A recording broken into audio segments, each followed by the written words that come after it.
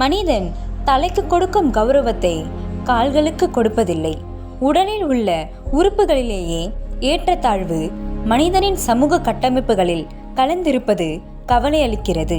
மனிதனின் உறுப்புகள் சமமாய் இருக்காதது போல மனிதனின் மனதில் சமூக நீதியை சரியாக நினைத்து சாதி நீதியை மறக்க முடியுமா? சட்டமே சொன்னால் கூட சமத்துவத்தை கொடுக்க முடியுமா? ஆம், எல்லாம் சரியாக இருந்தால் மனிதனுக்கு சமூக நீதி எதற்கு? சாக கிடக்கிறவனுக்குத்தான் ஆக்சிஜன் தேவை.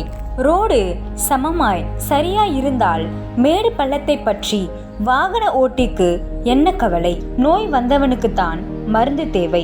சமூகத்தில் ஏற்றத்தாழ்வு என்ற நோய் இல்லை என்றால் சமூக நீதிக்கு மருந்து கொடுக்க தலைவர்களே தேவையில்லை. காய்ந்த கழனிக்குத்தான் தண்ணீர் பாய்ச்ச வேண்டும்.